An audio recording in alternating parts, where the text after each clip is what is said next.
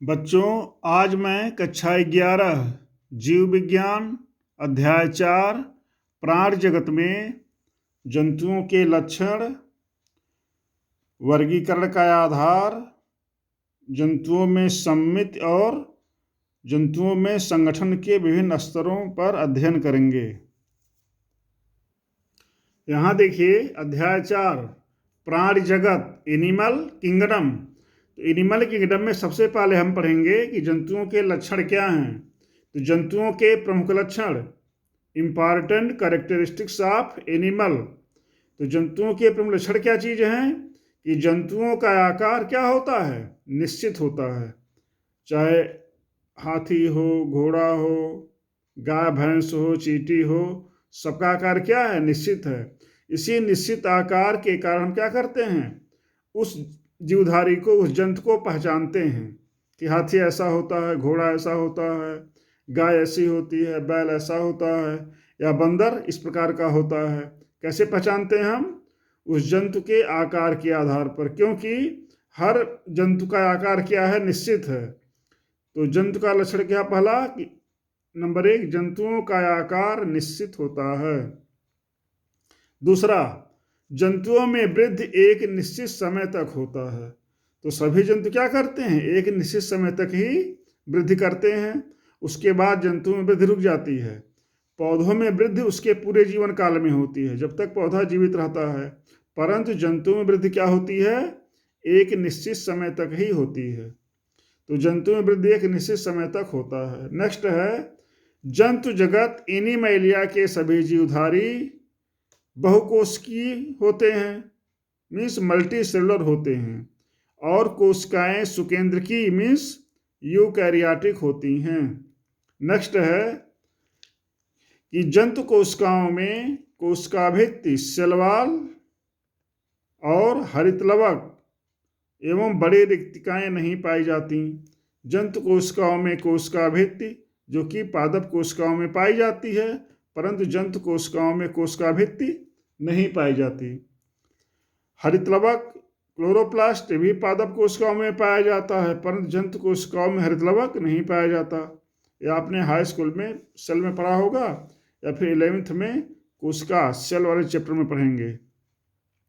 जंतु कोशिकाओं में रिक्तिकाएं या तो नहीं पाई जाती, वो छोटी छोटी होती हैं, परंतु पादप कोशिकाओं में क्या होती हैं, बड़ी रिक्तिकाएं पाई जाती हैं। तो जंतु कोशिकाओं में बड़ी रिक्तिकाएं नहीं पाई जाती। सभी जंतु विषमपोषी हेटेरोट्रॉपिक होते हैं। इसका मतलब हो गया कि जंतु अपना भोजन स्वयं नहीं बनाते, मीन्स सभी जंतु विषमपोषी हेटेरोट्रॉपिक होते हैं, अर्थात वे अपना भोजन प्रकाश संश्लेषण द्वारा स्वयं नहीं बनाते एवं अपने पोषण के लिए दूसरे जीवों पर निर्भर होते हैं। तो पौधों में प्रकाश संश्लेषण पाया जाता है, इसलिए पौधे स्वपोषी होते हैं, परंतु जंतुओं में पर्णहरिम या हरितलवक नहीं पाया जाता, इसलिए जंतु क्या होते हैं, विषमपोषी होते हैं और वे पौधे पर निर्भर होते हैं। शाकाहारी जंतु क्या करते हैं, पौधे पर निर्भर होते हैं, और मांसाहारी जंतु क्या करते हैं, वो शाकाहारी जंतुओं पर निर्भर होते हैं। इस प्रकार से देखा जाए तो सभी जंतु किसी न किसी रूप में पौधों पर निर्भर होते हैं, और क्या होते हैं, सभी जंतु विषमपोषी हेटेरोट्रॉपिक होते हैं। नेक्स्ट है पोरीफेरा संघ के प्राणियों को छोड़कर सभी जंतुओं में तंत्रिका कोशिकाएं नर्व सेल पाई जाती हैं। तंत्रिका कोशिकाएं संवेदनाओं को शरीर के विभिन्न भागों से मस्तिष्क की ओर और मस्तिष्क से आदेश को क्या करती हैं, शरीर के विभिन्न अंगों में ले जाती हैं। कौन, तंत्रिका कोशिकाएं। तो पोरीफेरा संघ के प्राणियों में तंत्रिका कोशिकाएं नहीं पाई जाती, बाकी सभी जीवधारियों में क्या होती हैं, तंत्रिका कोशिकाएं और तंत्रिका तंत्र पाया जाता है। इसलिए सभी जंतुओं में संवेदनाएं अधिक विकसित होती हैं। पौधों में संवेदनाएं ज़्यादा विकसित नहीं होती, थोड़ा बहुत होती हैं, जैसे सूरजमुखी के फूल का सूरज की तरफ चला जाना, तने के प्रकाश की तरफ जाना, जड़ों का पृथ्वी की तरफ जाना। तो थोड़ा बहुत संवेदनाएं पौधों में भी पाई जाती हैं, परंतु जंतुओं में संवेदनाएं अधिक पाई जाती हैं। क्यों, क्योंकि जंतुओं में तंत्रिका तंत्र और संवेदी अंग अधिक विकसित होते हैं। आगे है वर्गीकरण का आधार, बेसिस ऑफ क्लासिफिकेशन। तो जंतुओं के वर्गीकरण का आधार क्या है, इसको देखिए। वैसे वर्गीकरण क्या चीज है? जीवधारियों को उनके शारीरिक रचना के समानताओं और असमानताओं, जीवधारियों को उनकी शारीरिक संरचना के समानताओं और असमानताओं के आधार पर अलग अलग वर्गों में रखना वर्गीकरण कहलाता है। यहाँ पर देखिए, जीवधारियों के वर्गीकरण का आधार उनकी शारीरिक संरचना में समानता के साथ उनमें पाई जाने वाली असमानता भी है। अर्थात क्या हुआ, एक वर्ग के सभी जीवधारियों में समानता होती है, परंतु वे दूसरे वर्ग के जीवधारियों से असमान अर्थात भिन्न होते हैं। तो समान प्रकार के जीवधारियों को एक वर्ग में और भिन्न प्रकार के जीवधारियों को दूसरे वर्ग में रखा जाता है। एक समूह के सदस्यों की संरचना, कार्य एवं व्यवहार समान होते हैं, परंतु दूसरे समूह के सदस्यों से शरीर की संरचना, कार्य एवं व्यवहार में भिन्न होते हैं। ध्यान दीजिए, एक समूह के सदस्य क्या होते हैं, उनकी संरचना शरीर की, उनका कार्य और व्यवहार क्या होता है, एक समान होता है। परंतु एक समूह के सदस्य दूसरे समूह के सदस्यों से क्या होते हैं, शरीर की संरचना में, कार्य में और व्यवहार में भिन्न होते हैं। और ये विभिन्नता जो होती है जीवधारियों में, वह क्या होता है, वर्गीकरण का आधार बनता है। उसी के आधार पर हम क्या करते हैं, समान लक्षण वाले जीवधारियों को एक वर्ग में और दूसरे प्रकार के लक्षण वाले जीवधारियों को दूसरे वर्ग में रखते हैं। अब देखिए, जीवधारियों में संगठन के स्तर, लेवल ऑफ ऑर्गेनाइजेशन। तो जंतुओं में संगठन के अनेक स्तर होते हैं। तो जंतुओं में शारीरिक संगठन के निम्नलिखित स्तर पाए जाते हैं। तो वास्तव में देखा जाए, चाहे जंतु हो चाहे पौधा हो, उसमें शारीरिक संगठन के अनेक स्तर होते हैं। सभी जीवधारियों में क्या है, कोशिका से ऊतक, ऊतक से अंग, अंग से तंत्र और तंत्रों से क्या बनता है, कोई जीवधारी बनता है। अब देखिए, कोशिका क्या है, कोशिका जीवधारियों के शरीर की संरचनात्मक एवं क्रियात्मक इकाई है। कोशिका में सेल, जैसे घर क्या है, एक एक ईंट से बना होता है, वैसे ही जंतु चाहे पौधे हों, उनका शरीर क्या होता है, छोटी छोटी कोशिकाओं से बना होता है। और कोशिकाएं क्या होती हैं, जीवधारी के शरीर की संरचनात्मक और क्रियात्मक इकाई हैं। तो कोशिका से क्या बनता है, ऊतक। ऊतक क्या चीज होता है, ऊतक कोशिकाओं का वह समूह है जिसकी उत्पत्ति, रचना और कार्य एक समान होते हैं, उसे हम क्या कहते हैं, ऊतक, टिश्यू कहते हैं। अब देखिए, कोशिका से, कोशिकाओं के समूह से क्या बनता है, ऊतक बनता है। ऊतकों के समूह से, जिनकी संरचना और कार्य लगभग एक समान हो, क्या बनता है, अंग, आर्गन बनता है। कई अंग मिलके क्या बनाते हैं, तंत्र, सिस्टम बनाते हैं। जैसे देखिए, पाचन तंत्र में क्या है, आमाशय है, छोटी आंत है, बड़ी आंत है, तो क्या है, बहुत सारे अंग हैं। जैसे पाचन तंत्र, श्वसन तंत्र, उत्सर्जन तंत्र, ये सब क्या हैं, सिस्टम होते हैं शरीर में। तो शरीर में बहुत सारे क्या हैं, सिस्टम, तंत्र होते हैं, और कई तंत्रों से मिलकर क्या बनता है, जीवधारी, ऑर्गेनिज्म बनता है। तो प्रत्येक जीवधारी में, विशेष रूप से जो बड़े जीवधारी होते हैं, उसमें कई तंत्र पाए जाते हैं। जैसे देखिए, मनुष्य में मान लीजिए है, तो मनुष्य एक जीवधारी हुआ, और मनुष्य में क्या है, पाचन तंत्र, श्वसन तंत्र, उत्सर्जन तंत्र, प्रजनन तंत्र, तंत्रिका तंत्र। तो क्या हुआ, बहुत सारे तंत्र पाए जाते हैं। संवेदी तंत्र, प्रतिरोधी तंत्र, प्रतिरक्षी तंत्र, क्या हुआ, बहुत से तंत्र पाए जाते हैं। और प्रत्येक तंत्र में क्या होते हैं, बहुत से अंग पाए। जैसे मैंने कहा पाचन तंत्र, तो पाचन तंत्र में क्या होता है, मुख गुहा होती है, माउथ कैविटी, फिर ग्रसनी, फैरिंग्स, ग्रास नली, इसोफेगस, आमाशय, स्टमक, छोटी आंत, स्मॉल इंटेस्टाइन, और बड़ी आंत, लार्ज इंटेस्टाइन, ये सारे अंग होते हैं। प्रत्येक अंग में क्या होते हैं, बहुत सारे ऊतक होते हैं। ठीक, जैसे पेशी ऊतक, तंत्रिका ऊतक, एपिथेलियल ऊतक। ठीक, ये सारे क्या होते हैं, संयोजी ऊतक। तो अंगों में क्या होते हैं? कई ऊतक होते हैं, और प्रत्येक ऊतक में क्या होते हैं? बहुत सारी कोशिकाएं होती हैं। तो संगठन के स्तर पर देखिए कि बहुत से जीवधारियों में क्या होता है? कोशिकीय स्तर का संगठन पाया जाता है। बहुत से जीवधारियों में ऊतक स्तर का संगठन होता है, बहुत में अंग स्तर का, बहुत में तंत्र स्तर का संगठन होता है। तो संगठन के विभिन्न स्तर क्या हैं? कोशिकीय स्तर, ऊतक स्तर, अंग स्तर और तंत्र स्तर। सबके बारे में हम एक एक करके अध्ययन करेंगे। अब देखिए, पहला है कोशिकीय स्तर का शारीरिक संगठन, cellular level of body organisation. तो कोशिकीय स्तर का जो शारीरिक संगठन होता है मुख्य रूप से पाया जाता है स्पंज, संघ पोरीफेरा के सदस्यों में। वैसे तो पोरीफेरा के सदस्य जो स्पंज हैं विभिन्न प्रकार के, ये तो बहुकोशिकीय होते हैं, लेकिन सभी कोशिकाएं मिलकर ऊतक का निर्माण नहीं करती। इसमें ज़्यादातर प्राय क्या करते हैं? संयुक्त रूप से अपना काम करते हैं। इसलिए क्या है, इसमें ऊतक स्तर का संगठन नहीं पाया जाता। इसमें देखिए निम्न स्तर लोअर लेवल के बहुकोशिकीय जंतुओं में पाया जाता है। कोशिकीय स्तर का जो शारीरिक संगठन कहाँ पाया जाता है? निम्न स्तर लोअर लेवल के बहुकोशिकीय जंतुओं में पाया जाता है। इसमें कोशिका क्या होती है? बिखरे हुए समूहों में होता है, और कोशिकाओं के बीच श्रम का कुछ विभाजन होता है। तो देखा गया है कि जंतुओं के शरीर में क्या होती हैं? कोशिकाओं, ऊतकों, अंगों के बीच में क्या होता है? श्रम विभाजन, डिवीजन ऑफ लेबर होता है। जैसे पाचन तंत्र पाचन का काम करेगा, श्वसन तंत्र क्या करेगा? श्वसन का काम करेगा, रक्त परिसंचरण क्या करता है?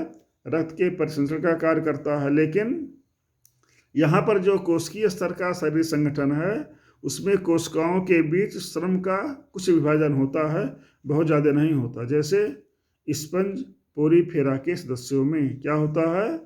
कोशिकीय स्तर का शारीरिक संगठन, cellular level of body organisation पाया जाता है। ये निम्न स्तर के प्राणी हैं। नेक्स्ट है ऊतक स्तर का शारीरिक संगठन, tissue level of body organisation. ऊतक क्या चीज होता है? मैंने पहले बताया ऊतक क्या है? कोशिकाओं का वह समूह है जिसकी उत्पत्ति, रचना और कार्य एक समान होता है। ऊतक स्तर के शारीरिक संगठन में कोशिकाएं अपना कार्य संगठित होकर ऊतक के रूप में करती हैं, और विभिन्न कार्यों के लिए शरीर की कोशिकाओं में स्पष्ट श्रम विभाजन, डिवीजन ऑफ लेबर पाया जाता है। जैसे कहाँ पे? संघ सीलेंट्रेटा निडेरिया के सदस्यों में। यहाँ पर कोशिकाओं में क्या होता है? श्रम विभाजन, डिवीजन ऑफ लेबर पाया जाता है। जैसे बाहर की जो कोशिकाएं होती हैं,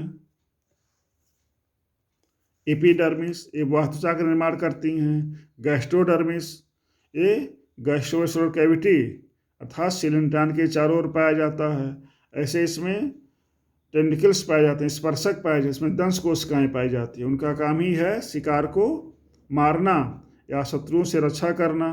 तो संघ सिलेंट्रेटा के सदस्यों में क्या पाई जाती हैं? दंश कोशिकाएं, स्टिंगिंग सेल पाए जाते हैं। तो यहाँ पर कोशिकाओं में क्या होता है? स्पष्ट श्रम विभाजन होता है, अर्थात कार्य के अनुसार कोशिकाएं अलग अलग प्रकार की होती हैं। नेक्स्ट है अंग स्तर का शारीरिक संगठन, organ level of body organisation. इसमें देखिए क्या होता है? अंग स्तर के शरीर संगठन में ऊतक संगठित होकर अंग का निर्माण करते हैं। अभी मैंने पहले बताया कि बहुत सारे ऊतक मिलकर क्या बनाते हैं? अंग बनाते हैं, और प्रत्येक अंग एक विशेष कार्य करता है। जैसे अब अंग स्तर का जो शारीरिक संगठन कहाँ पाया जाता है? संघ प्लेटिहेलमिन्थेसी जो अन्य उच्च संघों के सदस्यों में अंग स्तर का शारीरिक संगठन पाया जाता है। इसमें क्या होता है? ऊतक और टिश्यू संगठित होकर क्या करते हैं? अंग का निर्माण करते हैं। नेक्स्ट है तंत्र स्तर का शारीरिक संगठन, system level of body organisation. तो अभी मैंने बताया था क्या चीज़ कि जंतुओं के शरीर में बहुत सारे तंत्र पाए जाते हैं। फिर से बताते हैं एक बार और। जैसे पाचन तंत्र जो पाचन का काम करता है भोजन के, श्वसन तंत्र जो श्वसन का काम करता है, रक्त परिसंचरण तंत्र जिसमें क्या होता है? रक्त का प्रवाह होता है, तंत्रिका तंत्र जो संवेदनाओं को शरीर में एक भाग से दूसरे भाग में ले जाता है। ऐसे आधावरणीय तंत्र जो शरीर के अंगों के या शरीर को क्या करता है, ढकने कवर करने का काम करता है। प्रजनन तंत्र जो प्रजनन में भाग लेता है। ऐसे ही प्रतिरक्षा तंत्र जो क्या करता है, शरीर को विभिन्न प्रकार के रोगों से बचाता है। अंतःस्रावी तंत्र इंडोक्राइन सिस्टम, इसमें क्या निकलता है, विभिन्न प्रकार की अंतःस्रावी ग्रंथियां पाई जाती हैं, इसमें से विभिन्न प्रकार के हार्मोन्स निकलते हैं। ये सब तंत्र हुए। तो विभिन्न बड़े जीवधारियों में क्या होता है, तंत्र स्तर का शारीरिक संगठन पाया जाता है और शरीर में बहुत सारे तंत्र पाए जाते हैं। सब ने कहा आपसे, इस स्तर के शरीर संगठन में कई अंग मिलकर तंत्र के रूप में विशिष्ट शारीरिक कार्य करते हैं। तो तंत्र में क्या होता है, बहुत सारे अंग मिलकर क्या करते हैं, तंत्र का निर्माण। जैसे मैंने बताया था, कभी पाचन तंत्र को देख लीजिए, तो पाचन तंत्र में मुख गुहा, ग्रसनी, ग्रासनली, आमाशय, छोटी आंत और बड़ी आंत, इतने सारे अंग मिलकर क्या बनाते हैं, पाचन तंत्र बनाते हैं और विशिष्ट कार्य करते हैं, जैसे भोजन को पचाने का कार्य करते हैं। अब देखिए, जैसे संघ एनिलिडा, आर्थ्रोपोडा, मोलस्का, इकानोडर्मेटा व रज्जुकी, एनसीईआरटी के बुक में रज्जुकी शब्द दिया हुआ है। रज्जुकी मतलब क्या होता है, कार्डेटा के सदस्यों में क्या होता है, तंत्र स्तर का शारीरिक संगठन पाया जाता है। अब देखिए अंग तंत्र की जटिलताएं, कॉम्प्लेक्सिटी ऑफ ऑर्गन सिस्टम। तो अंग तंत्र की जटिलताएं अनेक प्रकार की होती हैं। जंतुओं में अनेक प्रकार के अंग तंत्र पाए जाते हैं। जैसे उदाहरण के लिए है पाचन तंत्र के प्रकार।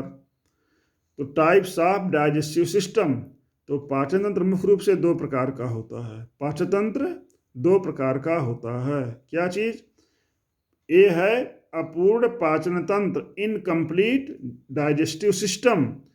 तो अपूर्ण पाचन तंत्र में आहार नली में एक ही वायु द्वार होता है। ध्यान दीजिएगा, ये जरा जीव विज्ञान है, तो जीव विज्ञान के ऐसे शब्द हैं जो अच्छे नहीं माने जाते, लेकिन इनको जीव विज्ञान पढ़ाना है, इसलिए इसको बोलना पड़ेगा। अपूर्ण पाचन तंत्र में आहार नली में एक ही वायु द्वार होता है। यह मुख, माउथ एवं गुदा, एनस दोनों का कार्य करता है। जैसे संघ सीलेंट्रेटावा, संघ प्लेटी हेलमिंथीज के सदस्यों में, इसको बच्चे आगे पढ़ेंगे, इसमें क्या होता है, एक ही वायु द्वार होता है, जिसे हम कहते हैं सीलेंट्रेटा में आस्कुलम, या प्लेटी हेलमिंथीज में होता है माउथ। तो इसमें क्या होता है, एक ही वायु द्वार होता है जो मुख और माउथ एंड गुदा एनस दोनों का कार्य करता है। नेक्स्ट है पूर्ण पाचन तंत्र, कंप्लीट डाइजेस्टिव सिस्टम। तो पूर्ण पाचन तंत्र में क्या है, आहार नली में दो वायु द्वार होते हैं। पूर्ण पाचन तंत्र में आहार नली में दो वायु द्वार होते हैं, मुख, माउथ एवं गुदा एनस। जैसे निमेटोडा व अन्य उच्च स्तर के जीवधारियों में, सब बच्चे जान ही रहे हैं। नेक्स्ट है परिसंचरण तंत्र के प्रकार, टाइप ऑफ सर्कुलेटरी सिस्टम। तो परिसंचरण तंत्र क्या चीज होता है, वह तंत्र जिसमें रक्त का प्रवाह होता है उसे हम परिसंचरण तंत्र कहते हैं।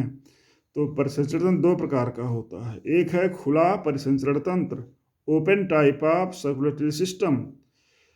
तो खुले परिसंचरण तंत्र में क्या होता है, रक्त पतली पतली नलियों में नहीं बहता, बल्कि रक्त क्या होता है, बड़े बड़े कोटरों में भरा होता है, प्रवाहित होता रहता है, और सारे अंग उसी में रक्त में डूबे रहते हैं। जैसे कहाँ पाया जाता है, आर्थ्रोपोडा संघ के जंतुओं में, इसको बच्चे आगे पढ़ेंगे। इस प्रकार के तंत्र में रक्त बड़े बड़े कोटरों साइनस में प्रवाहित होता है, और शिरा, धमनी, शिरा मीन्स वेन्स, धमनी, अर्टरी, केशिकाएं, कैपिलरी विकसित नहीं होते। कुछ शिराएं तो होती हैं लेकिन धमनी, केशिकाएं आदि नहीं पाई जाती। अर्थात क्या है, खुले परिसंचरण तंत्र वाले जीवधारियों में रक्त पतली पतली नलियों में नहीं बहता। यहाँ पे जैसे संघ आर्थ्रोपोडा व मोलस्का के सदस्यों में, इसको बच्चे आगे चलकर पढ़ेंगे। यहाँ पे रक्त क्या होता है, बड़े बड़े कोटरे साइनस में भरा होता है, जिसमें विभिन्न कार्य डूबे रहते हैं। और जबकि मनुष्य में आप देखिए, हाथ में देखिए, पैर में देखिए, आँख में देखिए, तो क्या होता है, रक्त पतली पतली नलियों में बहता है। इसको भी आप पढ़ेंगे। हाँ, नेक्स्ट है बंद परिसंचरण तंत्र, close type of circulatory system. अभी मैंने बताया कि इस प्रकार के तंत्र में क्या होता है, रक्त पतली पतली नलियों में बहता है। इस प्रकार के परिसंचरण तंत्र में रक्त का प्रवाह विभिन्न व्यास की नलिकाओं द्वारा हृदय से अंगों की ओर एवं अंगों से हृदय की ओर होता है। अर्थात बंद परिसंचरण तंत्र में क्या होता है, पतली पतली नलियां पाई जाती हैं। जैसे संघ एनिलिडावा संघ कार्डेटा के सदस्यों में क्या होता है, रक्त पतली पतली नलियों द्वारा बहता है, जैसे सिरा में, वेन्स, धमनियों में, अर्टरीज और कैपिलरीज में। अर्थात इसमें रक्त क्या होता है, इन सब में रक्त क्या होता है, पतली पतली नलियों में बहता है। ऐसे सिराएं, धमनियां या केशिकाएं होती हैं, तो पतली पतली का नलियों में, आप इसको आंख में देख सकते हैं, हाथ पैर में देख सकते हैं, ये रक्त क्या है, पतली पतली नलियों में बह रहा है। इसे क्या कहते हैं हम, बंद परिसंचरण तंत्र, close type of circulatory system. आगे हम पढ़ेंगे सममित के बारे में, सिमेट्री। तो सममित क्या होता है, इसको सब बच्चे ध्यान दीजिए कि जंतुओं के शरीर को क्या है चीज सममित, सिमेट्री, कि जंतुओं के शरीर को किसी काल्पनिक रेखा के सहारे विभाजित करने पर उसके विभिन्न भागों में समानता को सममित कहते हैं। अभी यहाँ ध्यान दीजिएगा, यहाँ देखिए अमीबा में, अमीबा प्रोटियस, इसमें असममित होती है। क्या होती है, सिमेट्री नहीं पाई जाती। अर्थात इसको चाहे जैसे आप काटेंगे दो बराबर भाग आपको नहीं मिलेगा। किसमें, अमीबा में, स्पंजों में क्या है, या घोंघे में देखिए, उसको चाहे जैसे आप काटिए लेकिन उसको दो बराबर भाग नहीं मिलेगा। जिसमें किसी जंतु को किसी काल्पनिक रेखा के सहारे काटने पर क्या हो, दो बराबर भाग ना प्राप्त हो, वो क्या होता है, उसमें असममित एसिमेट्री पाई जाती है। मतलब किसी जंतु को किसी काल्पनिक रेखा के सहारे अगर दो भागों में काटा जाए तो दो बराबर भाग नहीं प्राप्त होंगे, तो वहाँ क्या होता है, असममित एसिमेट्री होती है। दूसरा केस देख लीजिए यहाँ पे, तारा मछली में। तो तारा मछली में इसको क्या किया जाए, किसी भी काल्पनिक रेखा के सहारे मध्य से काटा जाए तो क्या होगा, दो बराबर भाग प्राप्त होंगे। यहाँ देखिए, इससे काटा जाए, चाहे इस प्रकार से काटा जाए, चाहे ऐसे काटा जाए, चाहे जैसे आप क्या करिए मध्य से काटेंगे तो क्या होगा, दो बराबर भाग प्राप्त हो जाएंगे। इसे कहते हैं अरिसमित, रेडियल सिमेट्री। कहाँ पाया जाता है, तारा मछली में, हाइड्रा में क्या पाया जाता है, अरिसमित। यहाँ पर देखिए केकड़ा में, चाहे मनुष्य में, मेढक में, बंदर में क्या है, शरीर को अगर बीचों बीच से काटा जाए तो क्या होंगे, दो बराबर, स्पष्ट रूप से दो बराबर भाग प्राप्त होंगे। तो इस प्रकार के जंतुओं में अगर मध्य पृष्ठ अधर रेखा पर काटा जाए, कैसे, पृष्ठ अधर रेखा पर एक लाइन में काटा जाए तो क्या होगा, शरीर के दो बराबर भाग प्राप्त होंगे। यहाँ पे देखिए मनुष्य में भी देखिए कि मध्य अधर रेखा के सहारे अगर काटा जाए तो क्या होगा, दाएं और बाएं दो बराबर भाग प्राप्त होंगे। एक तरफ एक हाथ, एक तरफ एक हाथ, एक तरफ एक पैर। मनुष्य में देखिए एक तरफ एक पैर, एक तरफ एक आंख, एक तरफ एक आंख, तो क्या होगा, दो बराबर भाग प्राप्त होंगे मध्य अधर रेखा पर काटने पर। इसे कहते हैं बाइलेटरल सिमेट्री, द्विपार्श्व सममित। तो केकड़ा में, मनुष्य में, कीड़े मकोड़ों में, बंदर में, पक्षी में, मेढक में क्या होता है, द्विपार्श्व सममित पाई जाती है। इस प्रकार सममित तीन प्रकार का हुआ। देखिए द्विपार्श्व सममित जैसे केकड़ा मनुष्य में, अरिसमित जैसे तारा मछली में, हाइड्रा में, और असममित जैसे अमीबा प्रोटियस में, स्पंजों में या घोंघे में क्या होती है, असममित होती है, एसिमेट्री होती है। इसको अब देख लीजिए, सममित सिमेट्री क्या है, जंतुओं के शरीर को किसी काल्पनिक रेखा के सहारे विभाजित करने पर उसके विभिन्न भागों में समानता को सममित कहते हैं। सममित के आधार पर जंतु तीन प्रकार के होते हैं, या सममित क्या होती है, सिमेट्री तीन प्रकार की होती है। पहला है असममित एसिमेट्री, अभी सब बच्चे देखे थे। इस प्रकार की सममित में किसी भी केंद्रीय अक्ष से गुजरने वाली रेखा उस जंतु को दो बराबर भागों में विभाजित नहीं कर सकती। जैसे अमीबा, स्पंज, घोंघा में क्या है कि किसी भी केंद्रीय अक्ष से गुजरने वाली रेखा उस जंतु को दो बराबर भागों में विभाजित नहीं कर सकती। अब इस सब बच्चे फिर से देख लीजिए, यहाँ पर देखिए अमीबा में कि किसी काल्पनिक रेखा के सहारे इसको काटा जाए तो क्या होगा, 2 बराबर भाग नहीं प्राप्त होंगे। ऐसे स्पंज में भी होता है। नेक्स्ट है अरीय सममित, त्रिज्या सममित, रेडियल सिमेट्री। जब किसी भी केंद्रीय अक्ष से गुजरने वाली रेखा प्राणी के शरीर को 2 समरूप भागों में विभाजित करती है तो इसे अरीय सममित कहते हैं। क्या चीज? जब किसी भी केंद्रीय अक्ष से गुजरने वाली रेखा प्राणी के शरीर को 2 समरूप बराबर भागों में विभाजित करती है तो इसे अरीय सममित, रेडियल सिमेट्री या त्रिज्या सममित कहते हैं। जैसे सिलेंट्रेटा, टीनोफोरावा, इकाइनोडर्मेटा संघ के सदस्यों में अभी मैंने दिखाया था, फिर देख लीजिए। यहाँ पर देखिए तारा मछली में क्या है, अरीय सममित पाई जाती है, अर्थात किसी भी केंद्रीय अक्ष से गुजरने वाली जो रेखा है क्या कर रही है, इसके शरीर को 2 बराबर भागों में बांट रही है, चाहे ऐसे चाहे ऐसे चाहे ऐसे। ये क्या हो गया, अरीय सममित। कहाँ पाई जाती है, तारा मछली में। यहाँ पर देखिए द्विपार्श्व सममित, केवल एक पृष्ठधर रेखा से गुजरने वाली रेखा क्या कर रही है, इसको 2 बराबर भागों में बांट रही है, इसे कहते हैं बायलैटरल सिमेट्री। जैसे केकड़ा में, मनुष्य में क्या पाया जाता है, द्विपार्श्व सममित, केवल एक ही पृष्ठधर भाग से गुजरने वाली रेखा क्या कर रही है, इसको 2 भागों में बांट रही है, तो हो गया बायलैटरल सिमेट्री, द्विपार्श्व सममित। लेकिन यहाँ पर चाहे जैसे आप रेखा खींचेंगे तो क्या होगा, इसके 2 बराबर भाग प्राप्त होंगे, तो क्या हो गया, ये अरीय सममित हो गया। नेक्स्ट देखिए क्या है, द्विपार्श्व सममित। अभी सब बच्चे देख भी रहे थे, बाइलेटरल सिमेट्री। जब एक ही अक्ष पृष्ठधर अक्ष से गुजरने वाली रेखा द्वारा जंतु के शरीर को 2 समरूप दाएं व बाएं भाग में बांटा जा सकता है तो इस प्रकार की सममित को द्विपार्श्व सममित कहते हैं। जैसे संगेनिलीडा, आर्थ्रोपोडा, कार्डेटा आदि में, केचुआ में, कीड़े मकोड़ों में या कार्डेटा मनुष्य में, मेढक में क्या होती है, द्विपार्श्व सममित पाई जाती है। क्यों? क्योंकि जब एक ही अक्ष पृष्ठधर अक्ष से गुजरने वाली रेखा द्वारा जंतु के शरीर को 2 समरूप दाएं व बाएं भाग में बांट सकते हैं। यहाँ पर देखिए केकड़े में कि एक ही अक्ष से गुजरने वाली रेखा क्या कर रही है, इसको 2 बराबर भागों में बांट रही है। ऐसे मनुष्य में, मेढक में भी है क्या चीज, बायलैटरल सिमेट्री, द्विपार्श्व सममित। आगे है द्विकोरकी तथा त्रिकोरकी संगठन, डिप्लोब्लास्टिक एंड ट्रिप्लोब्लास्टिक ऑर्गेनाइजेशन। तो द्विकोरकी को कहा जाता है द्विस्तरीय संगठन और त्रिकोरकी को त्रिस्तरीय संगठन कहा जाता है। तो पहले देखेंगे हम द्विकोरकी, द्विस्तरीय संगठन मीन्स डिप्लोब्लास्टिक ऑर्गेनाइजेशन क्या चीज होता है। यहाँ देखिए, वे जंतु जिनके भ्रूण इम्ब्रियो में 2 भ्रूणीय स्तर, इम्ब्रियानिक लेयर बाहरी स्तर वाह त्वचा एक्टोडर्म तथा आंतरिक स्तर अंतस्त्वचा इंडोडर्म, अंतःत्वचा इंडोडर्म पाया जाता है, वे द्विकोरकी डिप्लोब्लास्टिक जंतु कहलाते हैं।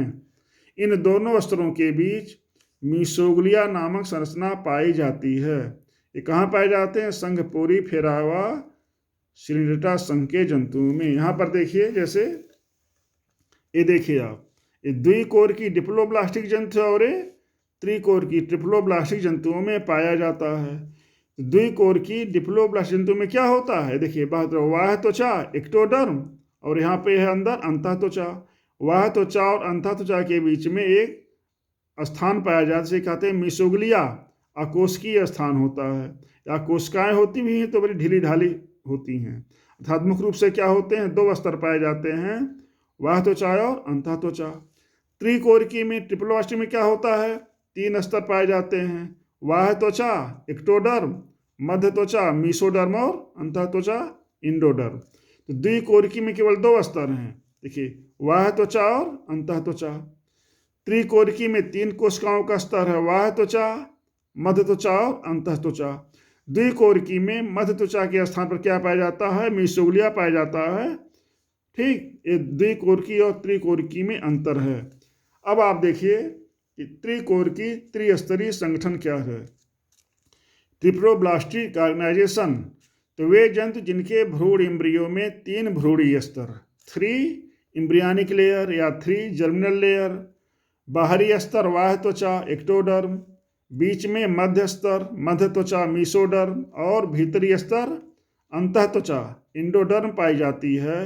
वे त्रिकोरकी ट्रिप्लोब्लास्टिक जंतु कहलाते हैं, जैसे संघ प्लेटीहेलमिन्थीज से रज्जुकी कार्डेट तक के सभी प्राणी। तो प्लेटीहेलमिन्थीज, निमेटीहेलमिन्थीज, एनिलीडा, आर्थ्रोपोडा, मोलस्का, इकानोडर्मेटा और कार्डेटा, संघ के सभी प्राणी क्या हैं? त्रिकोरकी ट्रिप्लोब्लास्टिक हैं। और पोरीफेरा और सिलेंटेटा जंतु क्या होते हैं? द्विकोरकी द्विस्तरीय होते हैं। तो द्विकोरकी या द्विस्तरीय जंतुओं में क्या होता है? केवल द्रुभूणीय स्तर होते हैं। कौन? बाह्य त्वचा एक्टोडर्म और अंतः त्वचा इंडोडर्म। जबकि त्रिकोरकी त्रिस्तरीय संगठन ट्रिप्लोब्लास्टिक कंडीशन में क्या होते हैं? उसके भ्रूण में 3 भ्रूणीय स्तर होते हैं। कौन? बाह्य त्वचा एक्टोडर्म, मध्य स्तर मध्य त्वचा मीसोडर्म और अंतः त्वचा इंडोडर्म पाया जाता है।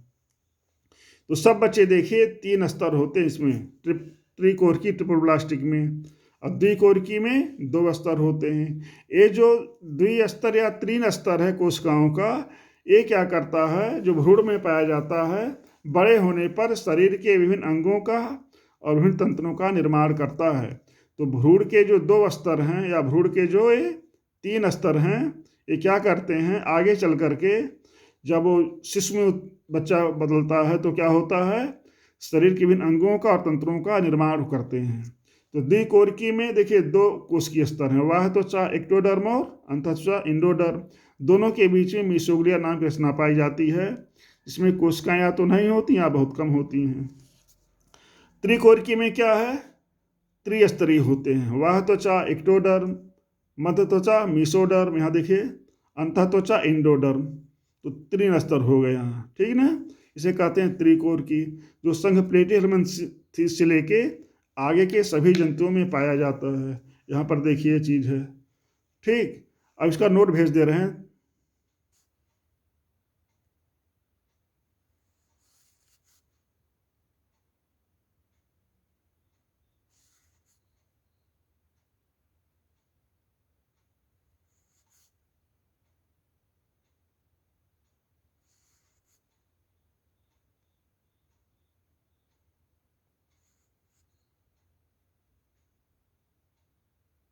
Thank you.